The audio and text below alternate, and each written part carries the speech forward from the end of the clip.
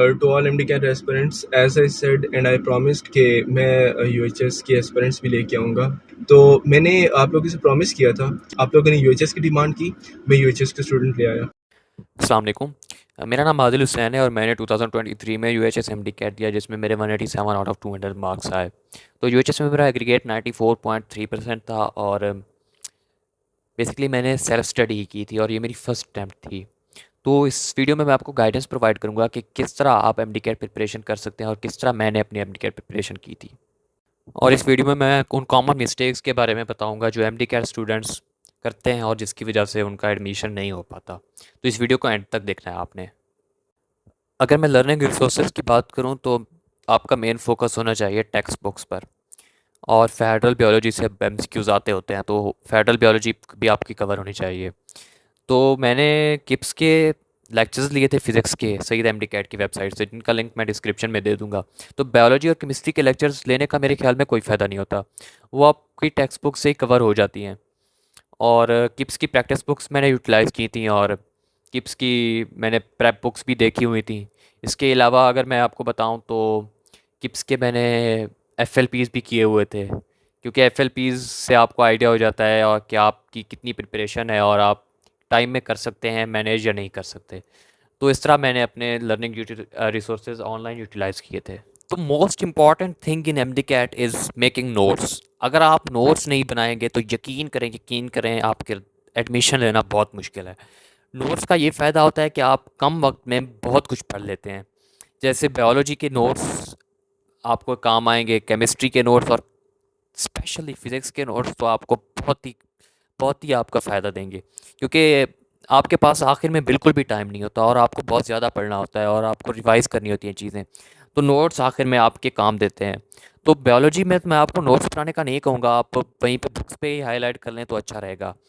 और फिज़िक्स के आप जब लेक्चर ले रहे हों सईद एमडी कैट से, या आप अगर एकेडमी ज्वाइन की हुई है तो आपने जो नोट्स बनाए हों वो बहुत इंपॉर्टेंट होते हैं, क्योंकि फ़िज़िक्स के अगर आप लेक्चर्स के नोट्स नहीं बनाएंगे ना तो आपकी फ़िज़िक्स की प्रिपरेशन बिल्कुल भी अच्छी नहीं होगी। फ़िज़िक्स के बहुत से ऐसे कॉन्सेप्ट्स होते हैं जो हमें नहीं मालूम होते और हमें लेक्चर्स से ही हमें पता चलते हैं। तो notes are very important in MD CAT. Second important thing is कि आपके पास एक स्टडी प्लान होना चाहिए।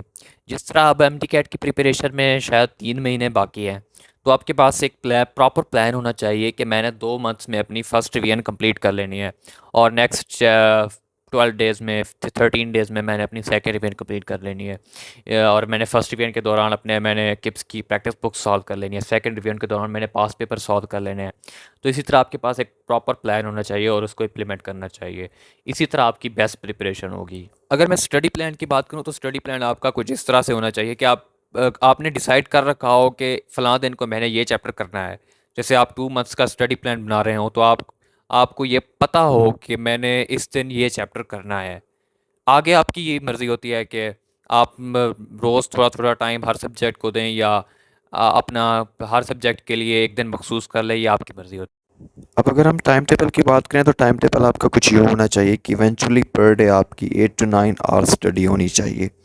तो उसमें क्या होता है कि आपका टारगेट तो 12 आवर्स का होना चाहिए, तो चूँकि काम वगैरह हो जाते हैं तो आपकी इवेंचुअली 8 to 9 आवर्स स्टडी होनी चाहिए। तो उसमें क्या होता है कि आपको उसमें रेगुलर रेस्ट भी लेनी पड़ती हैं, ब्रेक्स भी लेनी पड़ती हैं। तो मैंने चूँकि एकेडमी ज्वाइन नहीं की थी तो मेरे लिए ईजी था 8 to 9 आवर्स पर डे। तो मैं अपनी बात करूँ तो मैं सुबह नमाज के वक्त उठता था, नमाज वगैरह पढ़ के ना 3-4 घंटे पढ़ता था और उसके बाद नाश्ता कर लेता था। नाश्ता करने के बाद 2-3 घंटे और पढ़ता था। उसके बाद 1-2 घंटे प्रैक्टिस कर लेता था। फिर दिन को चूँकि इतने आवर्स अब जब बंदा पढ़ लेना तो फिर माइंड जो है वो थोड़ा थक जाता है, तो उसके बाद पढ़ाई नहीं हो सकती। तो इसलिए मैं 2 घंटे नींद करता था।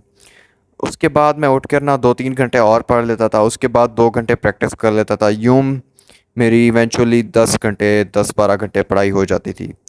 इसी तरह आपको टाइम टेबल अपना ख़ुद बनाना पड़ता है, जिसमें आप जित अगर आपने एकेडमी ज्वाइन की है उसी के मुताबिक आपको टाइम टेबल बनाना पड़ेगा। अगर आपने सेल्फ स्टडी कर रहे हैं अगर आप, तो उसी के मुताबिक आपको टाइम टेबल बनाना पड़ेगा। And if you talk about the most common mistakes जो एमडी कैट स्टूडेंट्स करते हैं और उनकी वजह से उनका एडमिशन नहीं हो पाता, तो उनमें lack of proper study plan ये एक इम्पॉर्टेंट मिस्टेक है। लोगों के पास स्टडी प्लान ही नहीं होता। तो इसकी वजह से उनके मार्क्स नहीं आ सकते। दूसरी मिस्टेक ये है कि वो over use of mobile phone. अगर आपके पास मोबाइल फ़ोन है तो आपने उसकी यूजेज को लिमिट करना है। आपने ओवर यूज़ बिल्कुल भी नहीं करना, और अगर आपने यूज़ करना है तो अपने लेक्चर्स देखने के लिए, एफएलपीज़ सॉल्व करने के लिए यूज़ करना है। और अगर मैं तीसरी मिस्टेक की बात करूँ तो ओवर स्टडी। लोग शाम को नींद नहीं करते और पढ़ते रहते हैं, तो आई बिलीव कि वो उसका नेगेटिव इफेक्ट ही होता है, उसका कोई फ़ायदा बिल्कुल भी नहीं होता, उसका नुकसान ही होता है। एंड फाइनली एग्ज़ाम डे पर आपको नींद पूरी करनी होती है। अगर आपकी नींद पूरी नहीं होगी तो आपका एग्ज़ाम अच्छा नहीं होगा। इसके अलावा आपने वाटर बॉटल ज़रूर लेके जानी है वहाँ पे, क्योंकि तकरीबन 3 घंटे का एग्ज़ाम होता है, तो आपको प्यास लगती है जिसकी वजह से आप पैनिक कर जाते हैं। तो आपने पानी अपने साथ रखना है। और फाइनली आपको यही मैसेज दूंगा कि आप इन पॉइंट्स को फॉलो करें, आपका एडमिशन ज़रूर हो